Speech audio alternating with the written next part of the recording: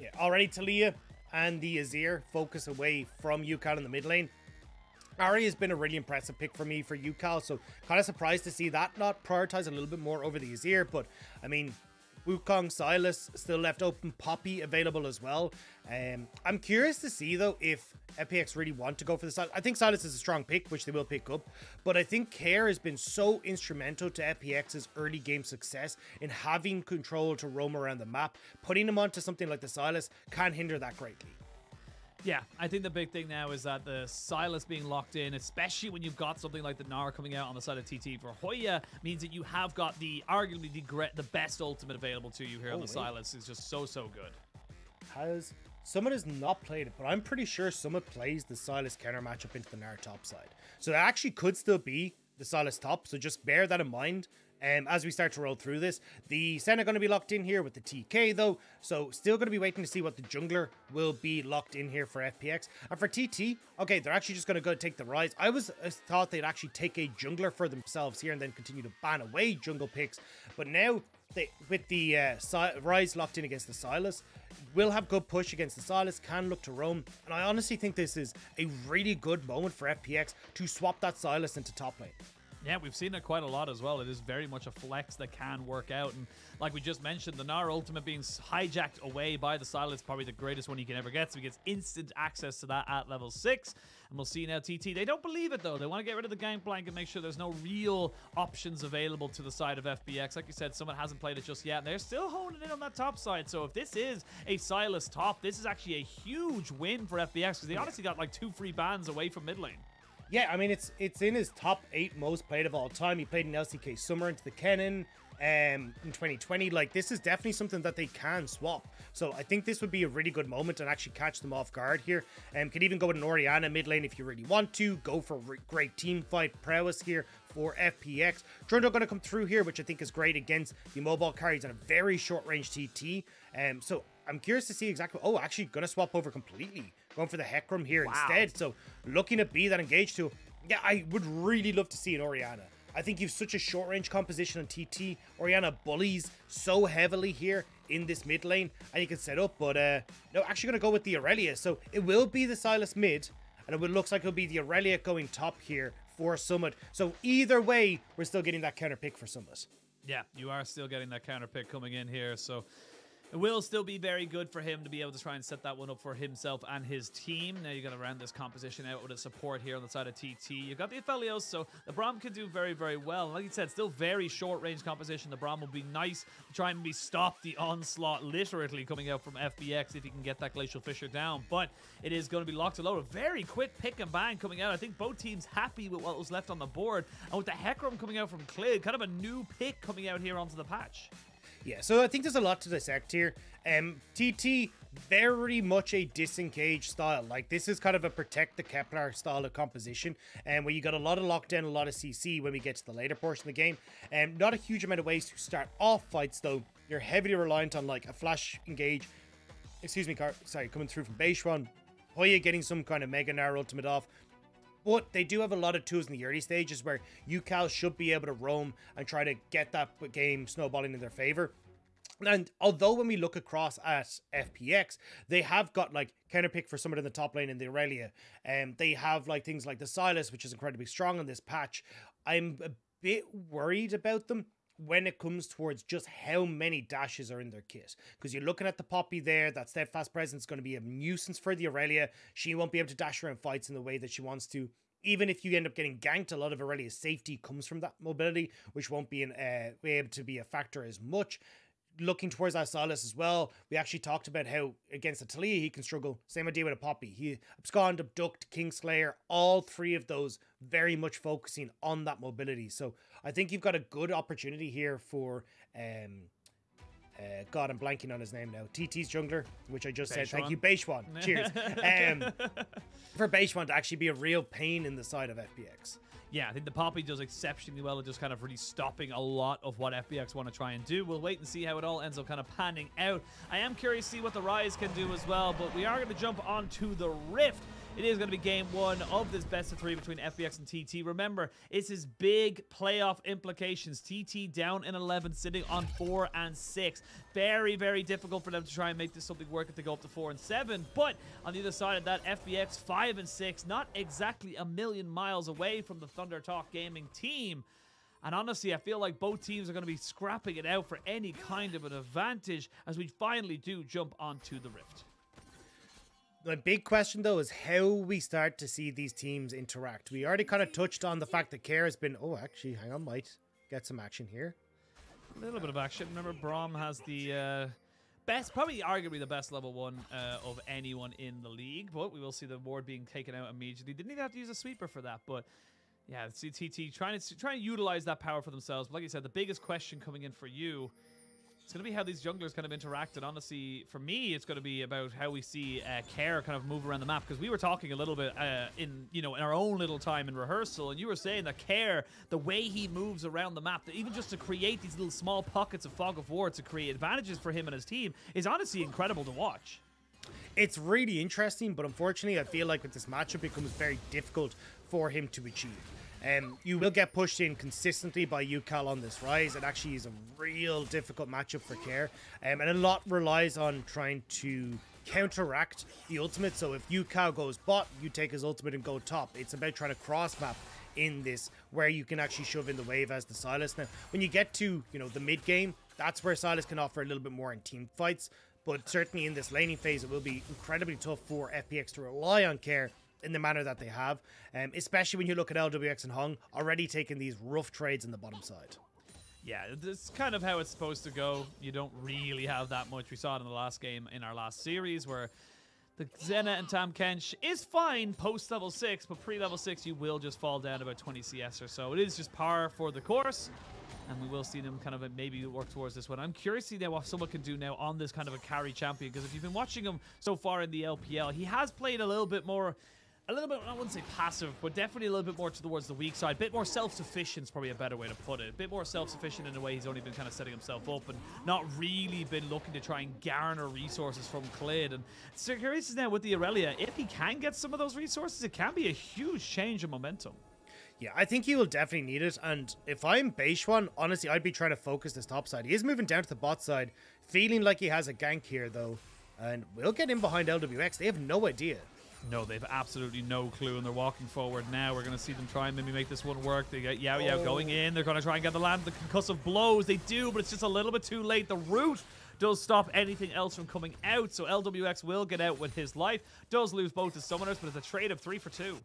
Beichuan walked directly over Hung as he was using the Abyssal Dive out. Now, Clid going to charge him mid. Yeah, they're going to look for him here. They're going to be able to land him. They've sconned him duck. They're getting a hell of a lot of damage. The flash over the side means that he will be able to keep himself alive. And Clid making some early game plays now on this Hecarim. And honestly, the power you have with this champion, people kind of forget that devastating charge is, in fact, devastating. Especially when you use the Ghost. This is why old school Hecarim, when we saw him a lot, this was something you had to keep an eye out for. Level 4, running in towards the mid lane to just cause so many issues for these control mages. And now Hoya. Oh, Hoya, he needs to be so careful. That's just a bit of a mistake, but a fantastic capitalization from Summit, who's already starting to become that self-sufficient top laner that I was talking about. And this is where you got to try and look at like how TT can shut this one down, because this is why I was saying I wanted to see Beichuan playing up towards the top side. You had push from Ucal, opportunity to set up a wave crash where you rotate up with Hoya, 3-man dive onto top side, sets him up behind. Even if it's not a case of you get the kill, just being able to put some up behind is so key, because as you can see, the second he gets any sort of advantage, Summit has been fantastic at pushing those leads. And now with the kill and also with the Vamp Scepter, it's going to be so much more difficult to try and keep this guy in check. Yeah, the Vamp Scepter is huge. Not only that, Hoya didn't have enough to pick up the steel-plated toe cap, so he's not really in a position to be able to take this one. But here we go, a nice little hit there with the flawless duet, and it's just basically simple elementary from there. Yeah, and I mean, unfortunate for Hoya, where you end up with the Q and the auto coming through right before he can fill his Gnar bar. Maybe that could have been the difference maker in keeping his life, but now Summit again landing these flawless duets so consistently. And again, this is where it gets a little bit worrisome for Beichuan, because you would like to be able to gank someone up on this top side, but without having information where Clid is, you can see with the pings going down, they don't want to go for this. Maybe they reconsider as they spot Hecarim onto his Raptors, though.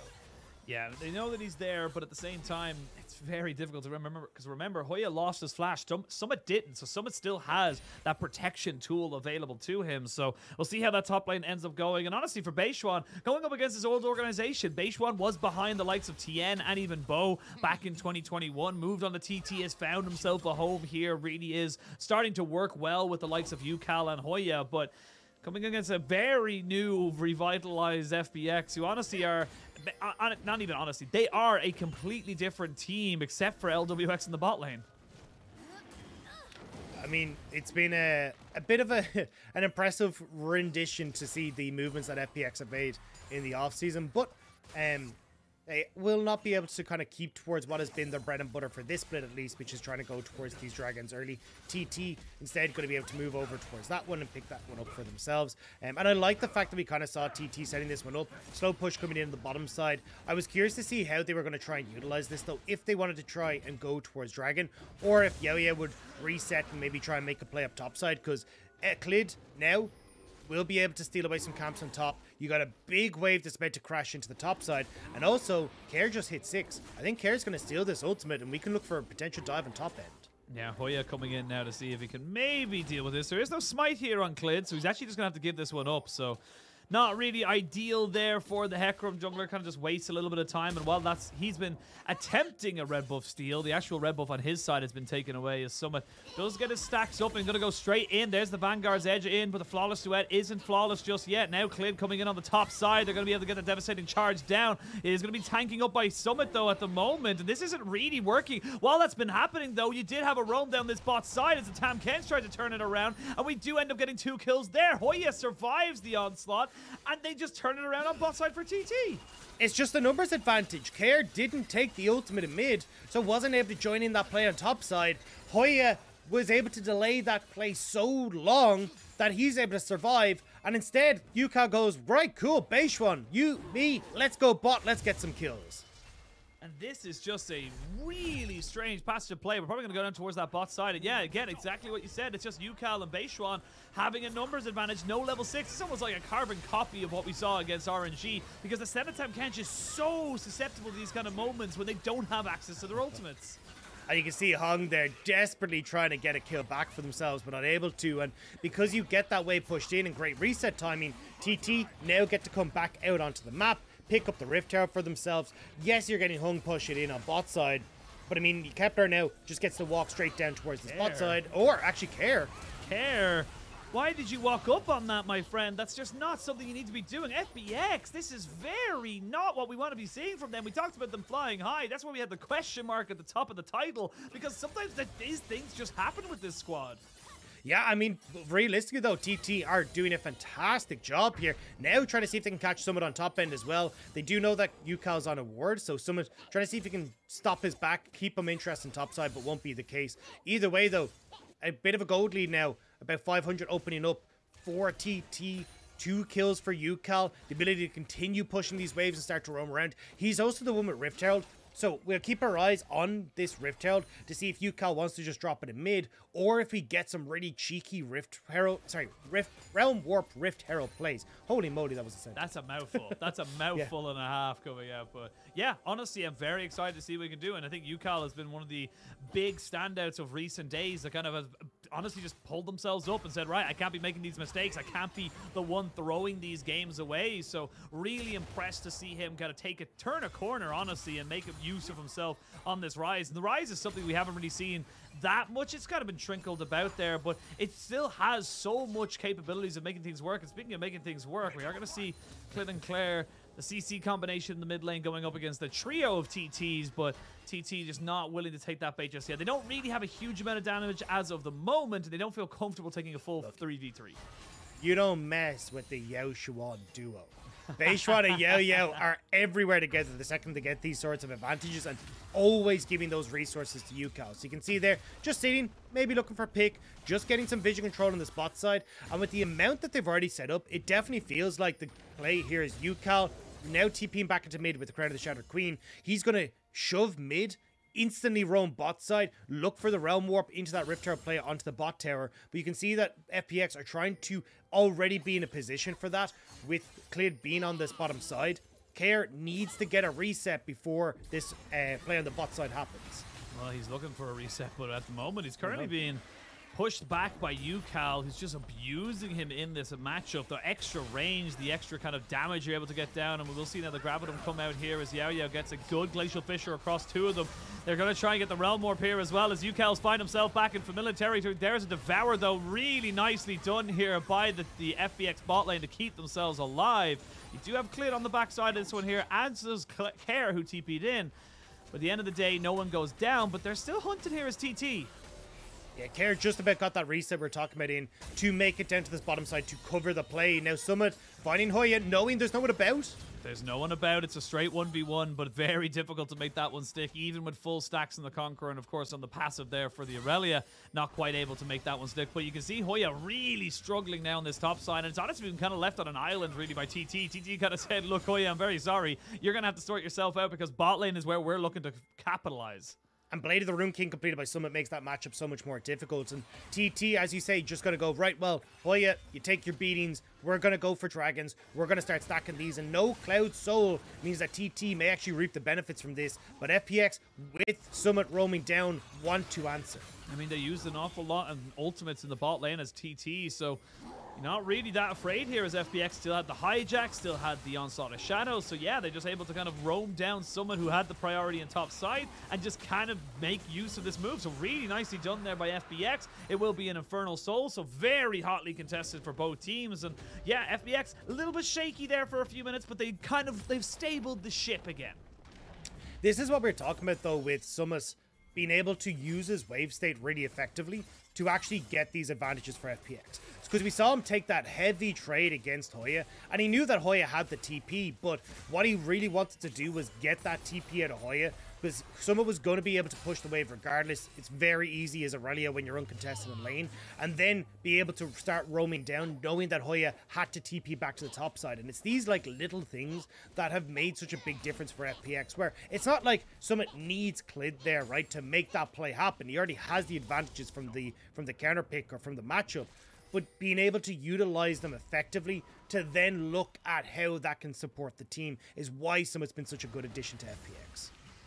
Look at the map, everyone's on a bit of a, kind of a rift-wide reset, as you would say. Crown of the Shattered Queen picked up for Ucal, so recognizing there is an awful lot of burst available between the Hecarim and the Sylas in that mid lane kind of combination, so doesn't want to get caught out by that. Blade of the Ruined King has been finished up here for Summit, as we do see the Umbral Glaive as well for Lwx. So FPX on a pretty decent power spike, and Hoya, he's going to get locked up here by the Flawless Duet. He will get into Mega Gnar, and you can see Summit very aware of that. Doesn't want to go too far underneath the tower, but this matchup's becoming unplayable here for the Gnar.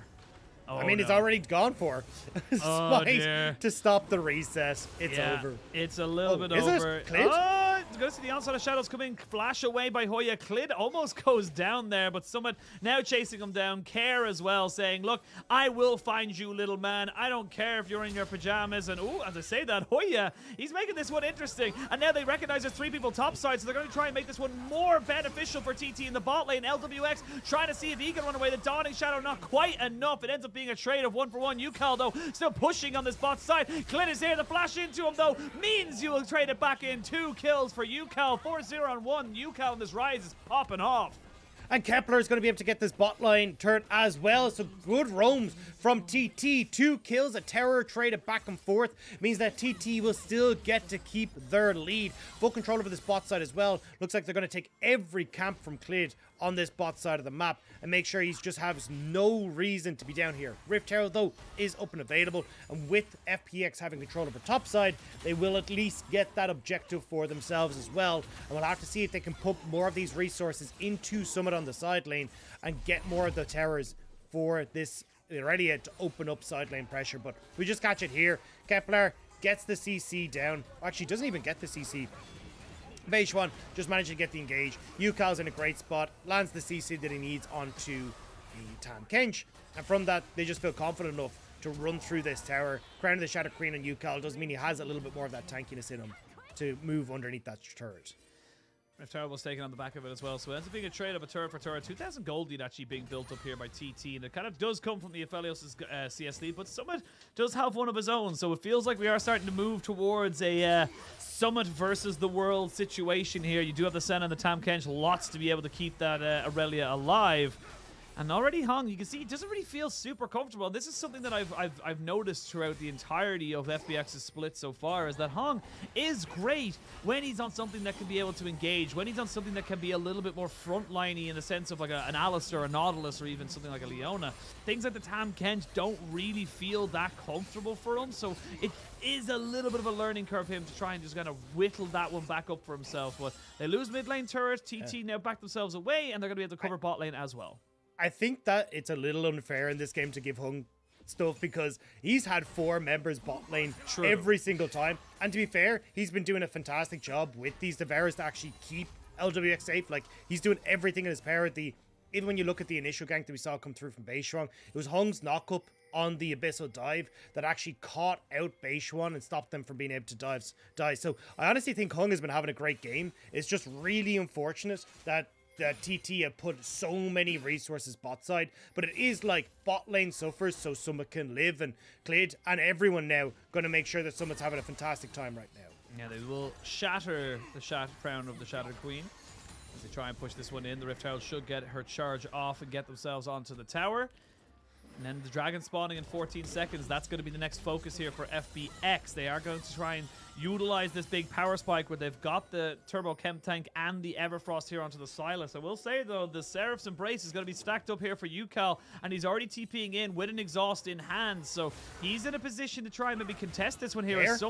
Care and Clid looking to try and get onto the backside, and they're able to steal away the Gnar ultimate to get himself into the wall. They're trying to jump onto Beichuan, and they will kill him off. Hoya waiting for his ultimate as well. Hung gets the Devourer down to keep his Hecarim alive, but he's been knocked straight back into the arms of the rest of TT. 2 kills going up for Kepler as Summit just can't really take over this fight just yet.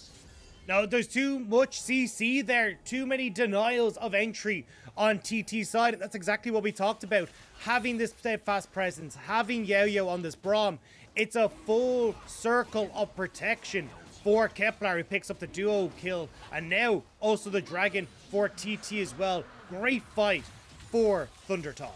Oh, and Kepler wants a solo, but the minion walks right in front of him. They will have Summit coming in here immediately exhausted. Double flawless duet, so he gets a 2-fer on that one.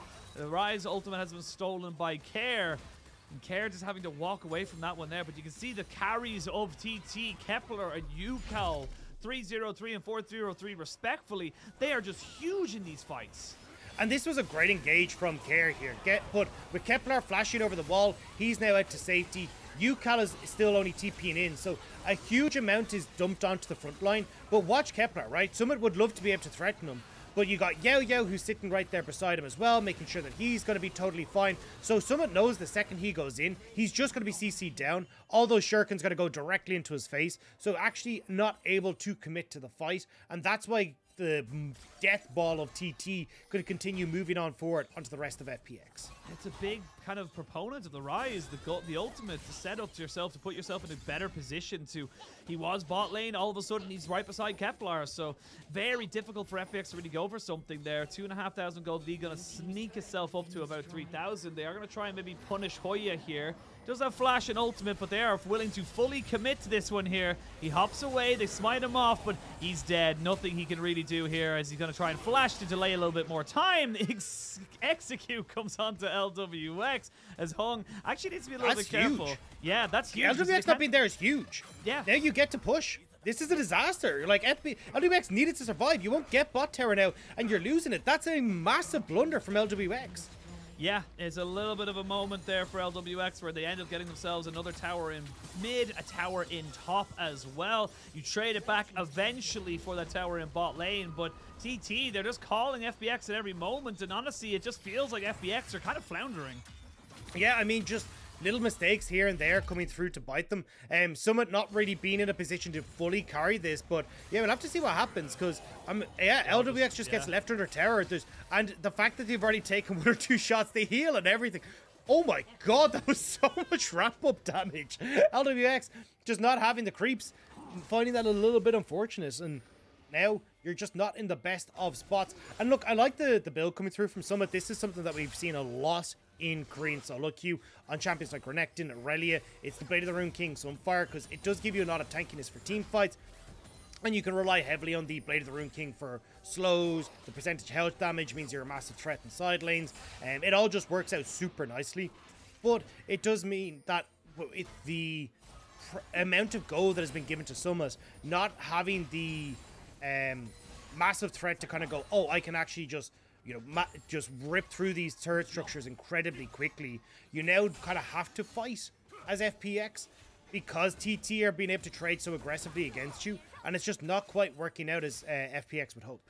Yeah, and as well as that, you got the third dragon of the game, second for TT on their side. So if they get the next one in a minute and a half, they will be getting themselves all the way up onto Soul Point. Now, Beichuan looking to try and make something happen as the TT coming in. That's going to be Hoya joining his team. Hong is probably going to die here, but he can delay a hell of a lot. They're going to use the Vanguard's edge on the Yao Yao, and Hoya gets dragged all the way back in. It's a great Mega Gnar, but not really what you want, and Hong is still going. Eventually will fall down.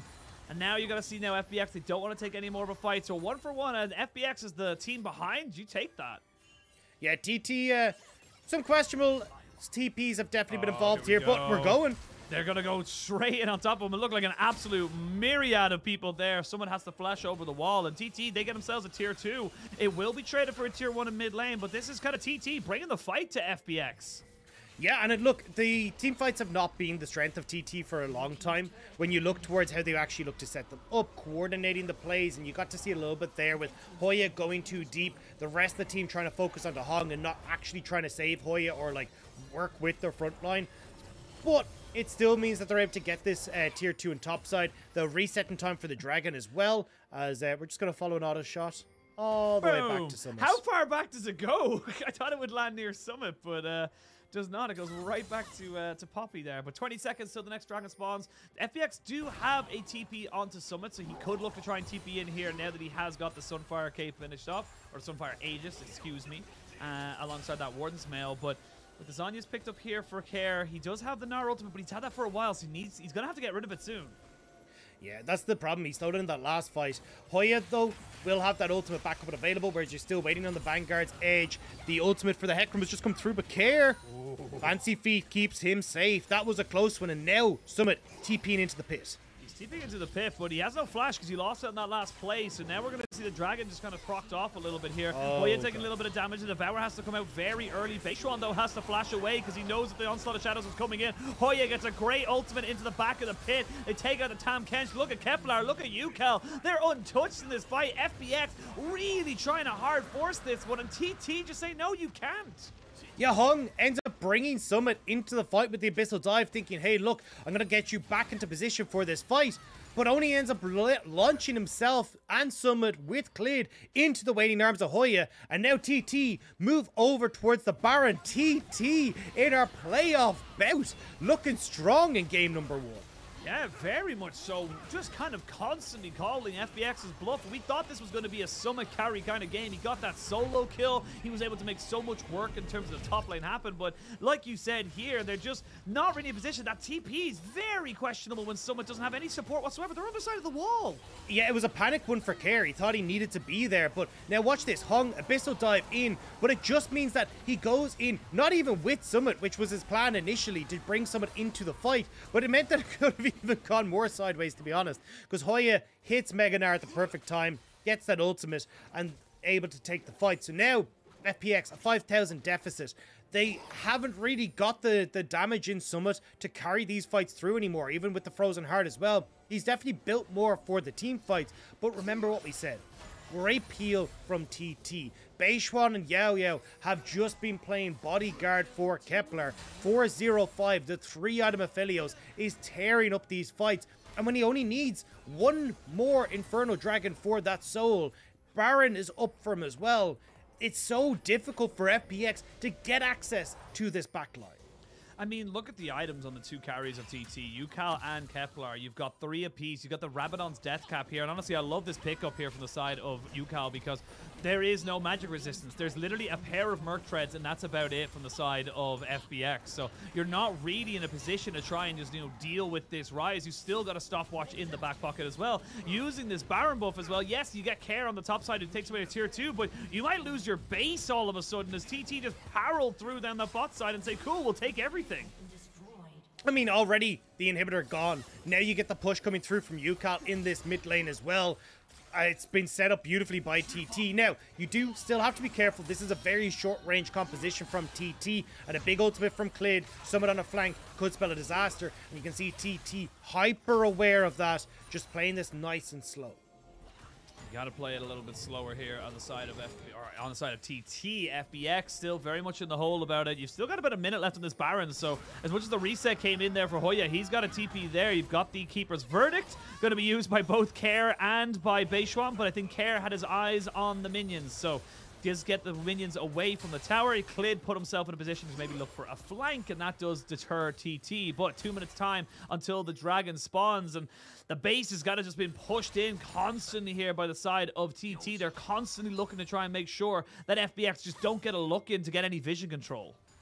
Yeah, and this is why I like the early reset coming through here from TT. They're like, hey, look, we don't have the vision to actually place into this bottom side of jungle for that dragon. So what we're going to do is reset at 2 minutes, we push in waves, we dip into the jungle here on bottom side with the refresh wards, we then back again at the 50-second mark, and that should give us the timing that we need then to get back into position. You can see here with 30 seconds they're about to push that mid wave, and then they should be able to lean over, but it actually looks like Ucal a little bit late here, trying to pick up the last few items, I believe, for actually, I'm not even sure what he's trying to pick up. So, yeah, maybe he's just trying to stay out on the map instead. But I want to see them now, as you can look, moving in, establishing vision control, and now you can get a quick reset again coming through from TT, replenish all those wards, and be in prime fighting spot for this dragon. I mean, you have to fight this as FPX. I don't think you really have a choice in the matter, but it's all about whether or not they can get in onto the river to really look for an actual contest. Right now, you got Summit pushing up in that top side. Not quite got the Rabadon's death cap here for Care. He's ever so close. He maybe gets it off to this last wave in the bot side, but it looks like FPX are trying to utilize the fact that they have a TP on Summit to make something happen here on the top side. They're going to be able to push in that wave all the way nearly right up until the inhibitor turret, as they start to look to try and back themselves away again. More and more damage coming out for Summit now, or more damage rather than the tankiness, I should say, as you look to try and pick up a wit's end. But now, this is going to be it, Dagda. How do FPX want to try and approach this? Do they look for a front to back, or how are they looking to try and make this fight theirs? Well, I mean, TT didn't really get the vision control established that we talked about. They got 2 wards very deep in FPX's jungle. One of them cleared out, but they actually don't own river. They don't own FPX's jungle. And Beichuan moved fully up into that top side, so they now are only establishing their control over river. So this actually gives FPX a fighting chance here, but it does need to be a great flank from Care, as you can see him positioned on the side with that Gnar ultimate. Clid following over the top, and they need to kill Kepler off the back of this. Yeah, all summoners are up and available. Remember, Ucal has a Zhonya's as well. Deathcap was finished up by Care as Care tries to join in with his team. Ucal, though, finds Summit, and they're almost getting him taken out. They're going to try and burst this one down. There it is. The Infernal Soul has been locked and loaded. There is a good Moonlight Vigil as he can get the Devourer onto Lwx. It's a bit of a long one, though, and Care finds the engage, but I think it might be a little bit too late. Kepler is free hitting. Ucal is going to use the Realm Warp to get on top of him as well. 2 kills go over to him, but finally Kepler goes down. Lwx is trying his very, very best, but it's just not enough. TT just called the fight. They got the dragon and FPX. They could not hold the water. They weren't able to get in position to fight them, and TT strike first in game number 1 of the series. The teleports come through, the damage is there, and just like that, TT will secure themselves game 1. Game 1 of this best of 3, and again, we talked about how important it is to get this win. You can see Han trying to just kill off the minions with his Frostfire Gauntlet, just delay for as long as he possibly can. He's doing a pretty decent job, but he finally does go down. I don't know, it's going to be close. Yeah, I mean, Care and Lwx are up. I think you don't have the damage here, so Hung might have done it. They'll get 1 Nexus tap. Wow. But FPX will hold on. Hero Hung there will keep FPX in this game, but you can already look at where TT are aiming. Baron is up. You are down a support here with Hung dead, and that feels like is going to be the nail in the coffin. But Beichuan does end up missing the ultimate, which is why FPX decide to go so ham. But a separation here on FPX's side. Great engage here from Care, but watch Hoya. The second that this engage comes through, Hoya goes forward, flashes in to get the counter engage, prevents Summit getting in, stops Clid from being able to follow up on the ultimate, and could have just changed the entire pace of that fight for FPX. But with them being safely able to get out of that, TT recovering the fight thanks to Hoya, and now they get the Baron, and they should, with this push, be able to end the game. Should be able to end the game, but we've seen some interesting moves from a lot of different LPL teams of all levels and standards. But the Baron has been locked in. They, of course, have the Infernal Soul from that last fight as well.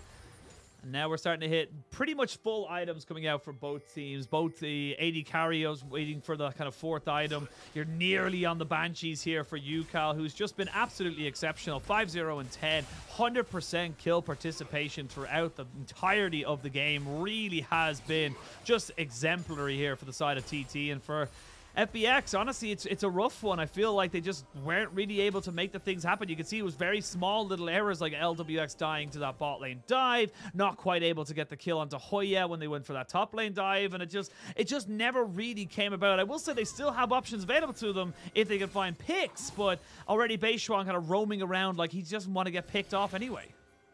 Yeah, I think for FPX, I'm just not a big fan of trying to play topside carry in this meta at the moment, just because it feels like there's so many ways to deny you team fight access, and you can see it, especially with the Poppy and everything like that. I just don't know if it was the best way to try and play the game.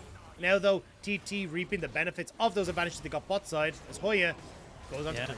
They're going to Clid, and Clid is probably going to die here right now. The Devourer comes out. We can see someone trying to go into the backside, but he's already dealing with the Gnar. He's not really getting in a position to try and do this fight, though. Kepler gets feared up, though, but it's just not enough. You can see someone doing so much, but it's all onto the tanks. He eventually takes down Beichuan in a 1v4 situation. I still don't think someone can do it, because while that's been happening, you can see that Kepler is just ending the game. Kepler is done with this one here. He wants to secure the win, and TT will go 1-0 up in the series. Great play coming through from TT. I mean, Ryze, fantastic answer to Sylas. You instantly get a ton of these plays moving down bot side for Ucal. Beichuan, just like storming out of the room. When you gotta like, go, you gotta go. Who do you think you are, FPX? You get rid of me? But yeah, I mean, TT, I think honestly just a great game. Ucal looking great in the Ryze. Getting the support from Beichuan and Yo-Yo to get control of that lane consistently. Beichuan and Ucal linking up then to feed that presence into bot side. And we talked about it from coming through from draft. Protect the Kepler was the name of the game. Yep. Kepler very well protected in every single one of these fights. And even that initial dragon fight that started to swing the game in their favor, the second dragon of the game, third dragon of the game, where we saw the double kill go across over to the Aphelios. From that point forward, Ucal was just making sure that Kepler could continue to be in the driver's seat, even with all the extra kills that he picked up in the early stage for himself as Ucal.